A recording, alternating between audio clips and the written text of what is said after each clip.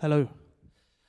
Welcome, faces in an audience. This is absolutely amazing. It's been a 2-year wait for this, so I just like the way that you don't all have little blue rings around your faces and we can hear what you're saying, and it's fantastic. Welcome everybody back to this afternoon's sessions. I'm Matthew Weihs, the Managing Director of Bench, and I've been asked to be MC this afternoon because we're starting to have a little look from the Middle East into Africa. I see many faces in the audience that I already recognize, and some of you are very proudly wearing the Africa pin. So welcome all of those who do know me. I'm the Managing Director of Bench Events. I'm Matthew Weihs, and the founder of the hotel investment conferences that we run in Africa, of which there are 2, one Anglophone and one Francophone, under the sort of banner of the Africa Hotel Investment Forum. I'm a very proud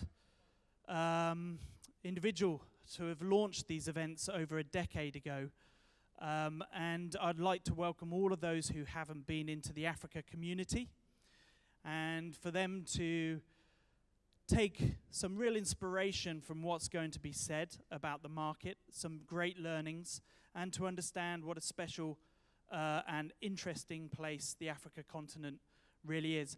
I've made a few notes, so forgive me if I keep looking down, but obviously COVID has been a big impact on Africa, as it has done globally, and I get the slight impression that Africa is still in this sort of laggard position to coming back. However, one thing that I've learned over the last decade with Africa is how quickly it can bounce back and how resilient a market it really is. So, whilst this has been going on to us for a couple of years, Africa deals with types of issues like this almost on a monthly basis, it seems, and yet it comes back stronger and better and more unified as we go on. And I would like to sort of find out today, on a personal level, from our speakers, whether or not they see this as sort of headwinds or tailwinds that are actually going to be driving the market. And also on the travel and hospitality side of things, whether or not we've actually pressed a reset button, whether or not we're going to maintain this type of thing, or whether or not we're going to get back into our old habits and it's going to sort of maintain where we were before 2 years ago. Certainly the world does feel like a very different place. The conferences and meetings have radically changed. Over the past 18 months, Bench have delivered numerous digital events, some for customers, some for ourselves, and acquired in 2020 20,000 new digital friends, customers, clients, call them what you will. But I've been sat at my desk solidly for 18 months. As Jonathan told many of you earlier, this is actually the first time I've worn trousers for over 550 days. It's not pleasant, I'll be honest. I'd rather be wearing shorts up here, so maybe that is the future of events.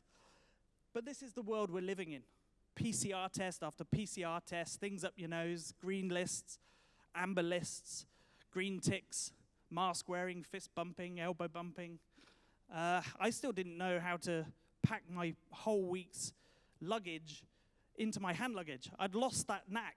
It took me a week to pack for this trip, when it used to take me 20 minutes. And I didn't know even whether or not I should be clapping when the plane landed, like it was back in the day.